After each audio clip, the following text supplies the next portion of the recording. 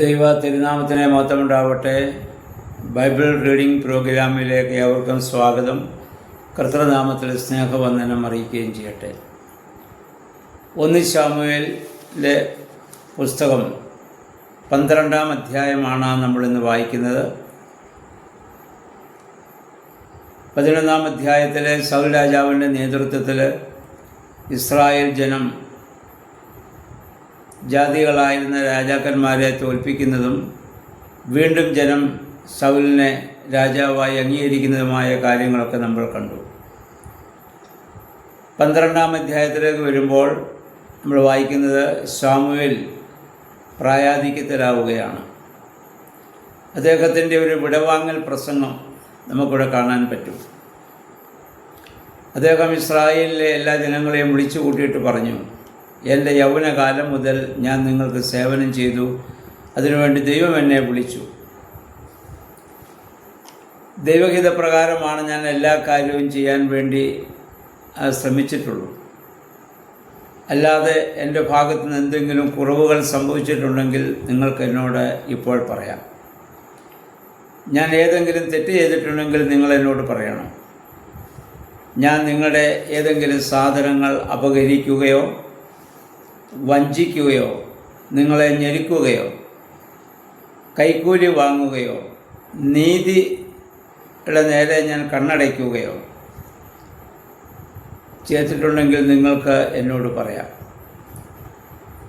ഞാൻ എന്തെങ്കിലും അങ്ങനെ നിങ്ങളിൽ നിന്ന് അനധികൃതമായി ഞാൻ വശൂലാക്കിയിട്ടുണ്ടെങ്കിൽ അത് ഞാൻ നിങ്ങൾക്ക് തിരിച്ചു തരുവാൻ പ്രായശ്ചിത്തം ചെയ്യാൻ ഞാൻ തയ്യാറാണ്. അപ്പോൾ ജനം പറയുന്നു, നീ അങ്ങനെയൊന്നും ഞങ്ങളോട് ചെയ്തിട്ടില്ല. നീ ഒരു നീതിമാനായ ഒരു മനുഷ്യനാണ്. നീ ദൈവഹിത പ്രകാരം മാത്രമാണ് ഞങ്ങളെ വഴി നടത്തിയിട്ട് നീ ഞങ്ങൾക്കൊരു അനുഗ്രഹമായിരുന്നുവെന്ന് ജനം അദ്ദേഹത്തോട് പറയുന്ന ഒരു സാഹചര്യം.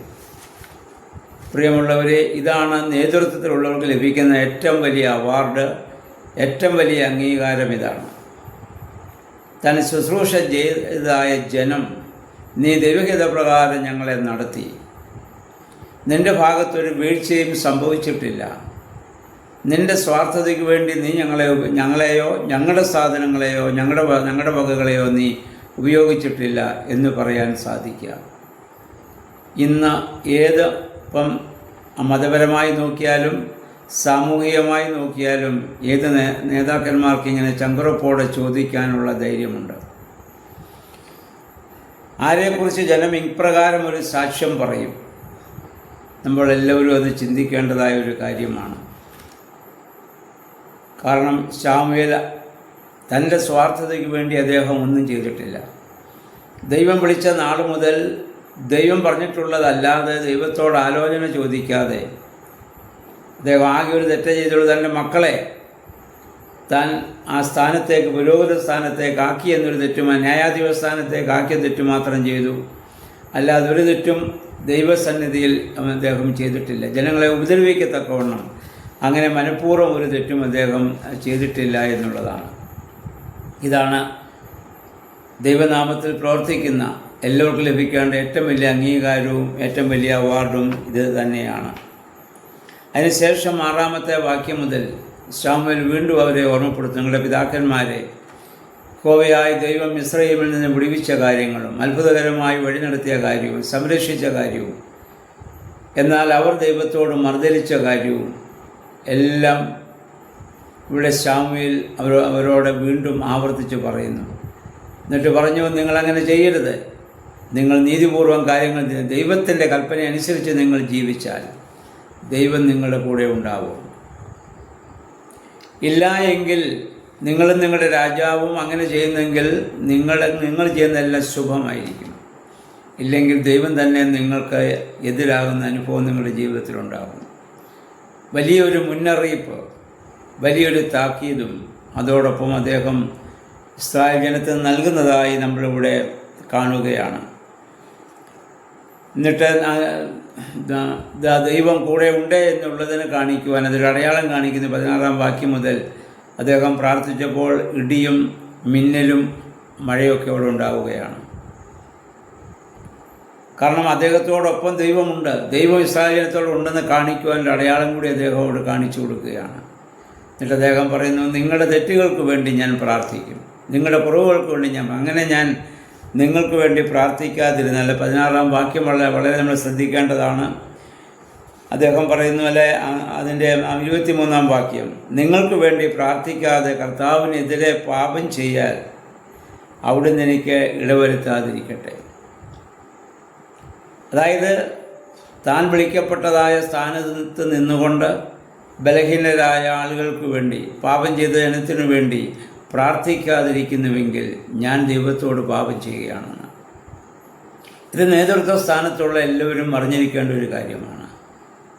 വിളിച്ചിരിക്കുന്നത് മറ്റുള്ളവർക്ക് വേണ്ടി പ്രാർത്ഥിക്കുവാനും അവരെ നേരായ വഴിയിലൂടെ വഴി നടത്തുവാനും അവർക്ക് ആവശ്യമായ ഉപദേശങ്ങൾ നൽകുവാനും വിളിക്കപ്പെട്ടവർ ആ ജനത്തിനു വേണ്ടി പ്രാർത്ഥിക്കുവാൻ ബാധ്യസ്ഥരാണ്. അങ്ങനെ പ്രാർത്ഥിക്കുന്നില്ലെങ്കിൽ ദൈവത്തിനെതിരായി ചെയ്യുന്ന പാപമാണ് എന്ന് ഇവിടെ ശമൂവേൽ ഇവിടെ ഓർക്കുക.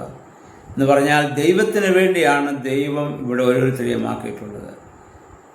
അത് സഭയിലായാലും മെത്രാനായാലും വൈദികനായാലും സുവിശേഷകനായാലും അൽമായനായാലും എല്ലാവരെയും. ഇപ്പം സാമൂഹികമായ പ്രവർത്തനത്തിൽ അത് രാജാവായാലും കൊള്ളാം, പ്രധാനമന്ത്രിയായാലും കൊള്ളാം, മന്ത്രിമാരായാലും MLA ആയാലും വാർഡ് മെമ്പറായാലും ആരുമായിക്കൊള്ളട്ടെ, അവരെല്ലാം ദൈവത്തിന് വേണ്ടി പ്രവർത്തിക്കുവാൻ ദൈവമാക്കി വെച്ചിരിക്കുകയാണ്. അപ്പം അത് നീതിപൂർവ്വം നമ്മൾ ചെയ്യുന്നില്ല എങ്കിൽ, ആരെ ശുശ്രൂഷിക്കുന്നുവോ ആ ജനത്തിനു വേണ്ടി ദൈവത്തോട് നമ്മൾ അപേക്ഷിക്കുന്നില്ല എങ്കിൽ, പ്രാർത്ഥിക്കുന്നില്ലെങ്കിൽ ദൈവത്തോട് ചെയ്യുന്ന പാപമായിരിക്കുമെന്നുള്ള ഒരു വലിയ കാഴ്ചപ്പാട്, വലിയ മുന്നറിയിപ്പ് ശമൂവേൽ ഇവിടെ നൽകുന്നതായി നമ്മൾ കാണുകയാണ്. നമ്മുടെ എല്ലാം ജീവിതത്തിൽ നമ്മളെപ്പോഴും ഓർത്തിരിക്കേണ്ട വലിയ ഒരു കാര്യമാണ്, നമ്മൾ ഓർക്കേണ്ടതാണ്. എന്നിട്ട് 25-ാം വാക്യത്തിലൊരു താക്കീത് കൂടി അവർക്ക് വീണ്ടും അദ്ദേഹം നൽകുന്ന അവസാനം, നിങ്ങൾ ദൈവത്തെ മറന്ന് ഇനി പാപം ചെയ്താൽ അവിടുന്ന് നിങ്ങളെയും നിങ്ങളുടെ രാജാവിനെയും നിങ്ങളിൽ നിന്ന് നീക്കിക്കളയും. ഇനി ദൈവത്തെ നിങ്ങൾ പരീക്ഷിക്കരുത് എന്ന വലിയ മുന്നറിയിപ്പ് അവിടെ നൽകുകയാണ്. ഈ അധ്യായത്തിൽ ദൈവം വഴി നടത്തിയ കാര്യങ്ങൾ, ഒരു നീതിമാനായ ഒരു ന്യായാധിപൻ്റെ കാര്യം ഒക്കെ നമ്മൾക്ക് ഇവിടെ കാണാൻ സാധിക്കുന്നുണ്ട്. നമ്മുടെയൊക്കെ ഓരോ രീതിയിൽ ദൈവത്താൽ നമ്മൾ വിളിക്കപ്പെട്ടവർ, നമ്മളായിരിക്കുന്ന ഓരോ മേഖലകളിൽ, അത് നമ്മുടെ മാതാപിതാക്കൾ എന്നുള്ളതായ ഒരു വിളിയാകാം, നമ്മൾ ഏർപ്പെട്ടിരിക്കുന്ന ജോലി കാര്യങ്ങളാകാം, നമ്മൾ പ്രവർത്തിക്കുന്ന എല്ലാ മേഖലകളിലും ദൈവത്തെ നിലനിർത്തിക്കൊണ്ട് ദൈവത്തോട് ചേർന്ന് നീതിയുക്തം കാര്യങ്ങൾ പ്രവർത്തിക്കാൻ ഞാനും നിങ്ങളും ബാധ്യസ്ഥരാണ്. അപ്പോഴാണ് നമ്മൾ യഥാർത്ഥത്തിൽ വിശുദ്ധരും ദൈവത്തിന് ജനവുമായിട്ട് തീരുന്നതെന്ന കാര്യം ഓർക്കുക. അങ്ങനെയുള്ളതായ ചിന്തകൾക്കും അപ്രകാരം നമ്മെ രൂപാന്തരപ്പെടുത്തുന്നതിനും ഈ വേദഭാഗം നമ്മെ സഹായിക്കട്ടെ. എല്ലാവർക്കും നല്ലൊരു ശുഭദിനം ആശംസിക്കുന്നു. ദൈവനാമം മാത്രം മഹത്വപ്പെടുവാൻ ഇടയാവട്ടെ.